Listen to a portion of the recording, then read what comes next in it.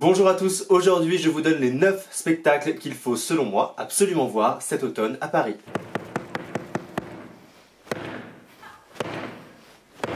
J'ai choisi uniquement des spectacles qui n'avaient pas déjà été joués à Paris, donc pas de reprise. Enfin presque. On commence en septembre avec Yann Fabre, Mons Olympus, To Glorify the Cult of Tragedy, a 24 Hours Performance. Performance de 24 heures. C'est le marathon théâtral de la rentrée. Une seule représentation à la Villette le vendredi 15 septembre à 19 h jusqu'au lendemain 19 h.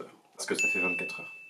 Mont Olympus, c'est un énorme show qui regroupe 27 performeurs de 4 générations différentes. Un spectacle un peu hors norme, mais pas seulement pour sa durée. Non, parce que s'il y a bien un metteur en scène qui adore sortir du cadre et bousculer les codes, c'est bien Yann Fabre. Le mec a un onglet polémique sur sa page Wikipédia. Mont Olympus, je vais vous le résumer grâce à une citation que j'adore, elle est de Rosta Boisseau dans Le Monde. Bienvenue chez les Grecs. Autant dire que ça va swinguer du bassin, tourniquer à tout va, sans te tuer à gogo et faire gicler l'hémoglobine.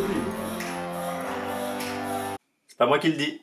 Ensuite de la danse avec Jérôme Bel, gala du 4 au 15 octobre au Théâtre du Rond-Point et ensuite un peu partout dans toute l'île de France. Toutes les dates sont sur la page du spectacle sur le site du Festival d'automne. Alors oui, je sais, gala est déjà passé à Nanterre en 2015, du coup voilà. Mais Jérôme Bel, c'est le portrait du Festival d'automne cette année, ça méritait bien qu'on en parle. Donc j'ai choisi gala, mais au total c'est 9 spectacles, dont un en vidéo, que vous pourrez voir cet automne dans le cadre du Festival d'automne. Jérôme Bel, c'est le chorégraphe passé maître dans l'art de diriger des amateurs sur scène. Et amateur, c'est peut-être pas vraiment le bon mot. Ce sont surtout des personnes qu'on ne verrait pas sur scène habituellement. La dernière fois pour moi c'était à l'Opéra Garnier. Je faisais danser le classique rôle de Gisèle à une jeune femme en fauteuil roulant. Dans Disable Theater par exemple, il a travaillé avec des personnes ayant un handicap mental. Gala, c'est un spectacle qui est un peu au croisement de tous ses travaux. Un spectacle où donc amateurs, professionnels, des personnes de toute génération, de tout horizon se rencontrent sur scène pour effectuer une même chorégraphie. Alors c'est une danse qui est parfois chaotique, parfois maladroite, avec des gestes un peu précaires, mais c'est comme ça aussi que se construit cette chorégraphie. Donc cet automne, si c'est pas gala, je vous conseille quand même d'aller voir au moins un spectacle de Jérôme Bel, ou tous. Du 5 au 8 octobre au Centre Pompidou, dans le cadre du Festival d'automne, je vous conseille tout comme Extincted de Mette Ingvartsen.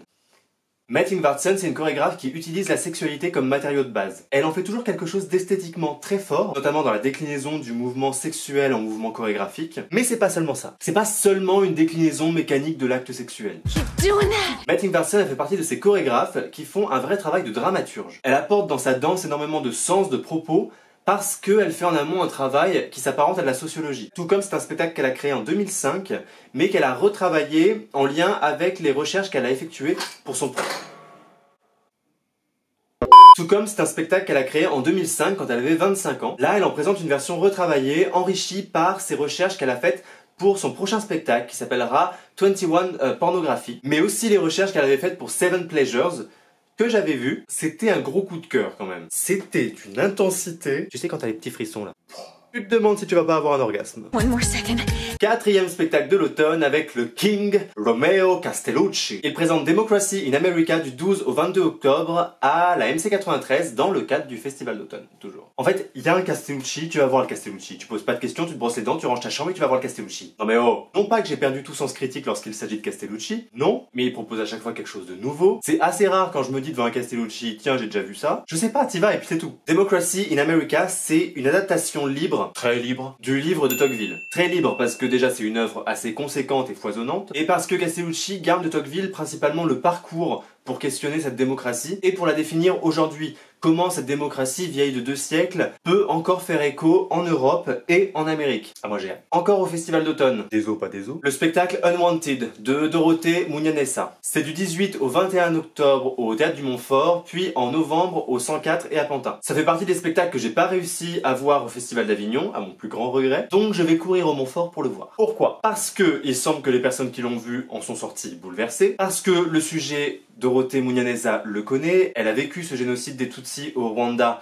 en 94 quand elle avait 12 ans, parce que le travail qu'elle a fait sur place au Rwanda pour recueillir les témoignages de ces femmes qui ont été les victimes de viol, ce viol comme arme de guerre, c'est un travail colossal et un travail précieux. Parce que ces témoignages qu'elle a recueillis, elle n'en fait pas seulement une restitution par les mots, mais elle en fait aussi une restitution corporelle. Je cite, « Le combat, la lutte, les gestes de manifestation, le danger, le corps marqué par le traumatisme, la mémoire corporelle de la violence, c'est ça qui m'intéresse, ainsi que la manière dont cette violence peut être vue, sentie, jusqu'au bout des doigts, dans le regard, dans les pieds. » Danse, toujours. Yann Martens Rule of Three. C'est du 9 au 15 novembre à l'espace Pierre Cardin, donc Théâtre de la Ville, avec le festival d'automne. Alors lui, c'est mon chouchou.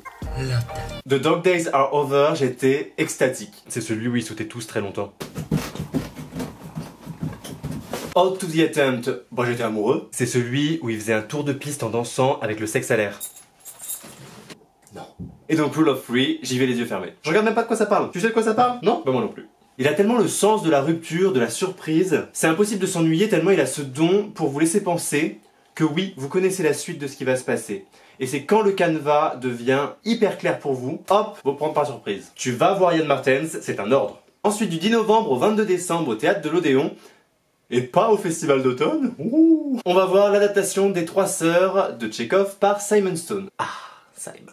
Sa première fois en France, c'était avec Tieste au Théâtre des Amandiers à Nanterre. Ensuite, il y a eu Médéa au Théâtre de l'Odéon pendant quelques jours seulement. Et puis cet été, il y a eu Ibsen 8 au Festival d'Avignon. Donc il reste assez peu connu en France, mais reconnu, ça il l'est. À l'Odéon, donc il présentera les Trois Sœurs d'après Tchekhov. Oui, c'est toujours d'après avec Simon Stone, il réécrit tout. C'est un spectacle qu'il a déjà créé en allemand au Theater Basel en Suisse. Là, il reprend la même mise en scène avec une troupe d'acteurs français. Moi, j'ai hâte de voir l'angle qu'il va donner à son adaptation. Au niveau scénographique pour les Trois Sœurs, de ce que j'ai vu, on va être sur quelque chose de très proche, très proche, de ce qu'était la scénographie de Ibsen 8. Donc j'espère qu'on va pas tourner en rond. Comme la maison, parce qu'elle tourne en rond. Nous arrivons en décembre avec du 7 au 16 aux Amandiers à Nanterre, une pièce de Gisèle Vienne, Crowd, dans le cadre du Festival d'automne. À chaque fois que Gisèle Vienne est programmée, je suis étonné par le spectacle qu'elle propose. C'est toujours très différent de la fois précédente, dans la forme je veux dire. Parce que le fond, on retrouve quand même une certaine constance dans son étude de comment va naître la violence chez un individu. Dans This Is How You Will Disappear, elle jouait sur une installation d'une forêt très contemplative, très peu de texte, et le peu de texte qu'il y avait une sorte d'étrangérification dans la diction. Dans The Ventriloquist Convention, il y avait énormément de texte. C'était une proposition beaucoup plus réaliste qui allait jouer surtout avec le pathétisme des personnages et le pathétisme des situations. Dans Crowd, elle va analyser les mécanismes de la fête. La fête, c'est un événement universel, mais qui a ses codes selon les cultures. Elle s'interroge sur la fonction du rituel et du sacré dans ces fêtes, et dans quelle mesure de la violence peut-il en surgir. À chaque spectacle de Gisèle Vienne, j'ai été surpris, captivé. Elle fait maintenant partie des artistes que je ne veux absolument pas rater lorsqu'ils sont programmés. And last but not least... Ah oui, non, prépare-toi, c'est clairement pas liste, ça. Vincent Macaigne en manque. C'est du 14 au 22 décembre. C'est programmé par le Festival d'automne au Théâtre de la Ville, sauf que le Théâtre de la Ville est en travaux, donc c'est pas au Théâtre de la Ville, ni à l'espace Pierre Cardin, ni au Théâtre des Abbesses. Non, ce sera hors les murs à la Villette, sachant que Vincent Macaigne a 2 autres spectacles à Nanterre. Si tu te trompes de salle, je te comprendrai tout à fait. On l'avait pas revu à Paris depuis son Idiot en 2014, et là donc il nous revient avec 3 spectacles. En manque, ça on l'était, mais aussi Je suis un pays, et Voilà ce que je ne te dirai jamais, à Nanterre donc les deux. Vincent Macaigne, à chaque fois que j'ai vu ces spectacles, j'ai eu un sentiment très étrange. Le bordel qu'il met dans le théâtre, avec son mégaphone, à hurler, à demander au public de monter sur scène, la musique à fond, la bière à flot, la fumée, t'es dans le noir, tu vois rien, tu galères à trouver ta place. Moi ça me fatigue. Tu sais, t'as envie de prendre le mégaphone et de gueuler « Arrête de me faire chier !» Non mais oh. Mais en fait, après coup, j'adore. Ça me tente pas du tout de participer au bordel, mais j'adore en être l'observateur. Parce que d'un coup, les réactions des autres spectateurs, ça devient aussi un spectacle. Et puis j'adore Macaigne parce que c'est pas gratuit son bordel. Ça pourrait, mais non, ça fait sens. Pour En manque, je vais juste vous donner le chapeau du programme parce que je le trouve parfait. Une richissime collectionneuse ouvre une fondation qui contient toutes les œuvres de l'art occidental. Jusque là, c'est classique, tu vois pas trop où le bordel va arriver. Tel est le point de départ à partir duquel Vincent Macaigne confronte ses rêves de jeunesse et ses contradictions d'adulte, entre rébellion, bam, et résignation, au nom d'une certaine idée de l'art. Moi, l'idée de l'art que se fait Vincent Macaigne, ça m'intéresse. Voilà, c'était les 9 spectacles que pour ma part, je veux absolument voir cet automne à Paris. Si vous, il y a d'autres spectacles que vous souhaitez voir absolument, n'hésitez pas à me les indiquer dans les commentaires. Comme d'habitude, vous pouvez donner un thumbs up à la vidéo, et même vous abonner à la chaîne. C'est gratuit et c'est quelque part par là. Voilà, là. À bientôt.